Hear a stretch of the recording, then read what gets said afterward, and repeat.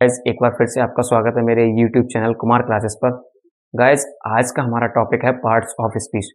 दोस्तों parts of speech हमारी English grammar का एक बहुत ही इंपॉर्टेंट टॉपिक है और इसे समझना ही उतना ही ज़्यादा इंपॉर्टेंट है। दोस्तों आप चाहे किसी भी स्कूल के स्टूडेंट हो या किसी भी कॉम्पिटिटिव एग्जाम की तैयारी कर रहे हैं, पार्ट्स ऑफ स्पीच से आपको हर एग्जाम में या इंग्लिश में बहुत सारे ऐसे सेंटेंस आते हैं जो पार्ट्स ऑफ स्पीच से रिलेटेड होते हैं और वो कई तरीके से आपको देखने को एग्जाम में मिल जाते हैं। तो चलिए दोस्तों सबसे पहले हम समझते हैं पार्ट्स ऑफ स्पीच को। दोस्तों पार्ट्स ऑफ स्पीच को पहले हम देखते हैं एक डेफिनेशन के थ्रू। डेफिनेशन है a name given to a word based on its job is called parts of speech. दोस्तों इस डेफिनेशन को हम समझने के लिए एक एग्जाम्पल को समझते हैं। जैसे देखिए दोस्तों हमने यहाँ पे एक कार बनाई है, ये एक कार बनी हुई है और इस कार को बनाने के लिए जिस तरीके से बहुत सारे पार्ट्स का इस्तेमाल किया जाता है जैसे सीट, टायर्स या फिर इंजन, उसी प्रकार इंग्लिश में सेंटेंस बनाने के लिए बहुत सारे अलग अलग पार्ट्स का इस्तेमाल किया जाता है जिनका अपना एक नेम होता है, उनकी अपनी एक इम्पोर्टेंस होती है और वो उनका अपना एक अलग फंक्शन कार्य भी होता है, वो अपना अपना कार्य करते हैं।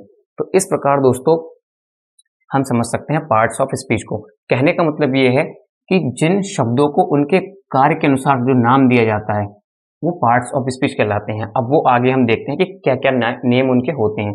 ये आप इंग्लिश की डीपर नॉलेज पाना चाहते हैं तो इस वीडियो को पूरा जरूर देखिएगा, बिल्कुल भी स्किप मत कीजिएगा क्योंकि ये वीडियो आपको बहुत ही ज़्यादा हेल्पफुल होने वाली है। और यदि आप मेरे यूट्यूब चैनल पर नए हैं तो प्लीज़ मेरे यूट्यूब चैनल को सब्सक्राइब कीजिएगा और बेल आइकन को जरूर प्रेस कीजिएगा जिससे आपको आने वाली हर नई वीडियो का नोटिफिकेशन मिल सके। दोस्तों अब हम देखते हैं types of parts of speech. दोस्तों पार्ट्स ऑफ स्पीच 8 टाइप्स के होते हैं जिसमें सबसे पहला होता है नाउन, दूसरा होता है प्रोनाउन, फिर adjective, verb, adverb, preposition, conjunction और इंटरजेक्शन। ये 8 टाइप्स के पार्ट्स ऑफ स्पीच होते हैं। अब हम इनको एक एक करके सीक्वेंस में समझते हैं, ठीक है। सबसे पहला दोस्तों हमारा होता है नाउन। हम नाउन को समझते हैं, नाउन को देखते हैं डेफिनेशन के through. Guys a noun is the name of a person, place, animal, thing और एन आइडिया। कहने का मतलब है दोस्तों कि किसी व्यक्ति, वस्तु, स्थान, जानवर या किसी विचार के नाम को ही नाउन कहते हैं, ठीक है। जैसे जो विचार या फीलिंग्स होती हैं वो भी हमारी नाउन ही होती हैं। अब हम इनके एग्जाम्पल समझते हैं जैसे table, book, tree, India, Mohan, tiger, beauty, happiness, etc. अब दोस्तों आप इसमें देखिएगा कि टेबल, बुक और ट्री ये आपकी थिंग्स हैं, इंडिया एक प्लेस है, मोहन एक पर्सन है, टाइगर एनिमल है, ब्यूटी और हैप्पीनेस ये आपके आइडिया मतलब फीलिंग्स हैं, ठीक है। तो दोस्तों अब हम देखते हैं इनको एग्जाम्पल के थ्रू। जैसे दोस्तों यहाँ पे लिखा हुआ है पहला example, I live in India, मैं भारत में रहता हूँ। अब इंडिया यहाँ पे आपका नाउन है और क्या कौन सा नाउन है, ये आपका एक प्लेस है, ठीक है, मतलब ये प्लेस में आएगा। उसके बाद हम देखते हैं दूसरा sentence, she is playing cricket. इस सेंटेंस में गाइस हमारा क्रिकेट जो है वो नाउन है क्योंकि क्रिकेट क्या है, एक थिंग है। जैसे हम कहें फुटबॉल, फुटबॉल भी एक थिंग है तो वो मतलब क्रिकेट खेल रही है तो क्रिकेट आपका नाउन हो गया। अब दोस्तों हम देखते हैं अगला sentence, honesty is the best policy. Guys इस सेंटेंस में आपको 2 नाउन देखने को मिलेंगे, एक ऑनेस्टी और दूसरा पॉलिसी। इस तरीके से दोस्तों हमने समझा नाउन को। अब हम समझते हैं अगला पार्ट। दोस्तों नाउन के और भी प्रकार होते हैं, जब हम एक नाउन पे सेपरेट वीडियो बनाएंगे तो उसमें बात करेंगे कि नाउन के कितने टाइप्स होते हैं, कौन कौन से होते हैं। फिलहाल यहाँ हमने आपको एक बेसिक अंडरस्टैंडिंग देने की कोशिश की है, मतलब इनको इंट्रोड्यूस करवाने की कोशिश की है कि पार्ट्स ऑफ स्पीच के कितने टाइप्स होते हैं। तो गाइस अब हम देखते हैं अपना नेक्स्ट पार्ट्स ऑफ स्पीच। दोस्तों हमारा नेक्स्ट पार्ट्स ऑफ स्पीच है प्रोनाउन। इसको डेफिनेशन देखते हैं, ए word used in place of a noun is called a pronoun. कहने का मतलब नाउन के स्थान पे जिन शब्दों का यूज किया जाता है वही प्रोनाउन कहलाते हैं। जैसे दोस्तों यहाँ पे लिखा हुआ ही, शी, यू, दे, वी, ठीक है, ईटीसी, इस तरीके के शब्द। अब दोस्तों हम इस एग्जाम्पल को देखते हैं। ये एग्जाम्पल लिखा हुआ है, Ramesh is a good man, ठीक है, रमेश एक अच्छा व्यक्ति या आदमी है। रमेश ऑलवेज हेल्प्स पीपल, और रमेश लोगों की मदद करता है। अब आप यहाँ देखेंगे दोस्तों कि दोनों ही जगह रमेश का यूज हुआ है, यानी यहाँ भी नाउन और यहाँ भी नाउन। तो आप देखेंगे थोड़ा सा इसको पढ़ने में मतलब अजीब सा लगता है, इसकी प्रोनाउंसिएशन उतना अच्छे से नहीं हो पाती जितना हम इसको प्रोनाउन यूज करते हैं। जैसे अब देखिए, Ramesh is a good man, he always helps others. या पीपल। ठीक है, तो यहाँ से आप समझ सकते हैं कि जब कभी भी किसी भी सेंटेंस में नाउन 2 बार होता है तो वहां हम क्या करते हैं, नाउन की जगह मतलब मेन सब्जेक्ट तो नाउन रहता ही है, बट जब वो दोबारा या यूज होता है तो उसको हम क्या करते हैं, एज अ प्रोनाउन बनाकर यूज करते हैं। तो रमेश को हमने एज अ प्रोनाउन से यूज कर दिया, उसका प्रयोग किया और इस तरीके से हमने सेंटेंस को कंप्लीट कर दिया। ठीक है दोस्तों, तो यहाँ से आप समझ सकते हैं कि एज अ प्रोनाउन हम कैसे यूज करते हैं। और दूसरा दोस्तों कि प्रोनाउन का यूज नाउन के रिपीटिशन को रोकने के लिए ही तो किया जाता है, कि किसी भी नाउन का बार बार रिपीटिशन ना हो, इसलिए ही प्रोनाउन का यूज किया जाता है। तो दोस्तों अब नेक्स्ट हम अपना पार्ट्स ऑफ स्पीच देखते हैं, वो है adjective. Adjectives are words which add some more information to a noun or pronoun।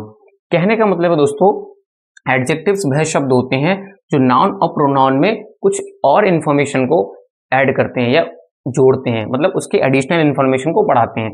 जैसे यहाँ पे कुछ शब्द लिखे हुए हैं एग्जाम्पल में, intelligent, weak, strong, beautiful, clever, happy. इन शब्दों को दोस्तों हम डिस्क्राइबिंग वर्ड्स भी कहते हैं, क्योंकि ये शब्द कहीं ना कहीं हमारे नाउन को या प्रोनाउन के बारे में डिस्क्राइब करते हैं, वर्णन करते हैं कि एक्चुअल में क्या वो मतलब इंफॉर्मेशन दे रहे हैं उसकी। जैसे यहाँ लिखा हुआ रोहन इज इंटेलिजेंट, तो यहाँ से आप समझ सकते हैं कि इंटेलिजेंट क्या है आपका, ये आपका एडजेक्टिव है। ठीक है, क्योंकि ये इंटेलिजेंट डिस्क्राइब कर रहा है रोहन के लिए कि रोहन ही इंटेलिजेंट यानी बुद्धिमान है या होशियार है। नेक्स्ट है सी इज ए बीक गर्ल। अब यहाँ पे आप देख सकते हैं जो बीक है वो हमारा क्या है, एडजेक्टिव है, क्योंकि ये बीक बता रहा है किसके बारे में, लड़की के बारे में। ठीक है, तो ये डिस्क्राइब कर रहा है, तो इस तरीके से हम एडजेक्टिव का यूज करते हैं। तो अब हम देखते हैं अपना नेक्स्ट पार्ट्स ऑफ स्पीच, और वो है हमारा प्रीपोजिशन। प्रीपोजिशन को हम समझें तो a preposition is a word that shows the relationship of a noun और a pronoun to another word in a sentence. कहने का मतलब है दोस्तों कि प्रीपोजिशन वह शब्द होते हैं जो किसी नाउन या प्रोनाउन का संबंध किसी दूसरे शब्द के साथ सेंटेंस यानी वाक्य में दिखाते हैं। जैसे ये शब्द होते हैं in, on, at, with, by, to, from, into, of, with, up, upon, ETC, इस टाइप। अब हम सेंटेंस देखते हैं, जैसे लिखा हुआ राम लिव्स इन दिल्ली। अब इसमें आप देखिए कह रहे हैं कि राम दिल्ली में रहता है, तो इन में ये आपका प्रीपोजिशन है। अब आप देखिएगा कि जो इन है ये कहीं ना कहीं राम मतलब आपका नाउन और ये आपका ऑब्जेक्ट दोनों में एक संबंध दिखा रहा है। ठीक है, कि राम दिल्ली में रहता है, तो ये कहीं ना कहीं रिलेशनशिप है, यानी कि ये रिलेशनशिप को यहाँ पे दिखा रहा है। इसी प्रकार आप देख सकते हैं the book is on the table, यानी द बुक और ऑन द टेबल, तो ये जो ऑन है ये आपका क्या प्रीपोजिशन है। ठीक है, और ये दोनों के रिलेशन को दिखा रहा है कि जो किताब है वो टेबल पर रखी है। इस तरीके से जितने भी प्रीपोजिशन होते हैं वो कहीं ना कहीं रिलेशन दिखाते हैं। ठीक है, रिश्ते को दिखाते हैं सेंटेंस में। हमारा जो पार्ट्स ऑफ स्पीच है वो है कंजंक्शन। कंजंक्शन को दोस्तों हम वैसे संयोजन भी कहते हैं, बट इसको हम थोड़ा समझते हैं डेफिनेशन के थ्रू। जैसे लिखा हुआ a word used to combine two और मोर वर्ड्स, उसके बाद फ्रेजेस और सेंटेंसेस।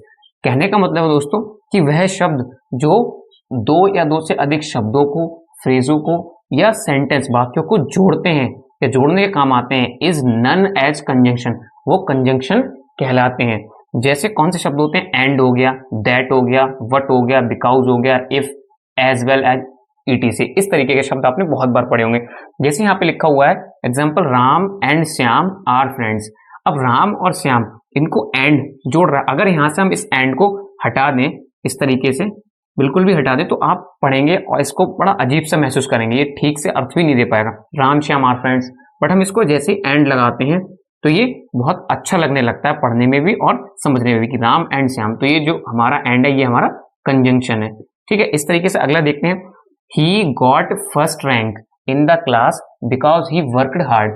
मतलब उसने कक्षा में पहली रैंक प्राप्त की क्योंकि वह उसने कठिन मेहनत की। ठीक है, या वह कठिन मेहनत करता था। तो यहाँ पे ये बिकॉज है जो ये आपका क्या कर रहा है, कंजंक्शन, ये इन दोनों सेंटेंस को बीच में ऐड कर रहा है। बिकॉज अगर हम हटा दें तो आप पढ़ेंगे he got first rank in the class, he worked hard, मतलब उतना अच्छा नहीं लगेगा। तो बिकॉज से क्या हुआ, इसने इन दोनों सेंटेंस को बहुत अच्छे तरीके से जोड़ दिया। इस तरीके से हम कंजंक्शन को पढ़ सकते हैं। तो दोस्तों अब हम अपनी आज की 8 और लास्ट पार्ट्स ऑफ स्पीच को देखते हैं जो है इंटरजेक्शन। इसको हम देखते हैं डेफिनेशन से। It is a word which express sudden feeling और इमोशन। दोस्तों कहने का मतलब है इंटरजेक्शन वह शब्द होते हैं जो हमारे अंदर की अचानक आने वाली भावनाओं को मतलब एक्सप्रेस करते हैं। ठीक है, अब ये भावनाएं जो हमारे इमोशंस होते हैं वो अलग अलग हो सकते हैं। जैसे जैसे ये लिखा हुर्रा, इसे कोई हुर्रा पढ़ता है, बहुत से लोग हुर्रे भी पढ़ते हैं में, तो इसको हम जॉय के मतलब लिए, खुशी के लिए इसको हम पढ़ते हैं। उसके बाद हमारा है एलास। एलास के लिए आपको पता ही है, हम जब सौरो दुख होता है तो हम उसके लिए अलास का यूज करते हैं। और ओहो और वॉट ये हमारे सरप्राइज के लिए यूज होते हैं। ठीक है, तो कहने का मतलब है कि जो हमारे फीलिंग या इमोशंस हैं वो अलग अलग हो सकते हैं। जैसे ये सेंटेंस लिखे हुए हैं, hurrah we won the match, जब भी हम कुछ भी जीतते हैं तो हमें खुशी होती है, तो हम वहां जॉय मतलब प्रकट करते हैं या एक्सप्रेस करते हैं, तो जॉय मतलब हुर्रा। ऐसे कभी कोई दुख की बात आती है तो हम वहां अलास का यूज करते हैं। जैसे alas he died in an accident, ठीक है, कि वह एक एक्सीडेंट में मर गया, तो ये अलास क्या है, ये सौरों के लिए दिखा रहा है। ठीक है, दुख के लिए। तो इस तरीके से हम अलास को यूज करते हैं। तो दोस्तों आज हमने 8 पार्ट्स ऑफ स्पीच मतलब 8 के 8 सभी पढ़े और बहुत अच्छे से हमने आपको समझाने की कोशिश की। दोस्तों यदि आपको ये वीडियो अच्छी लगी हो तो इसे लाइक कीजिएगा, कमेंट कीजिएगा, अपने दोस्तों के साथ शेयर भी कीजिएगा। और यदि आप मेरे YouTube चैनल पे नए हैं तो मेरे YouTube चैनल कुमार क्लासेस को सब्सक्राइब कीजिएगा और बेल आइकन को जरूर प्रेस कीजिएगा, जिससे आपको आने वाली हर वीडियो का नोटिफिकेशन मिल सके। दोस्तों मिलते हैं एक नए वीडियो में एक नए टॉपिक के साथ, तब तक के लिए गुड बाय, टेक केयर।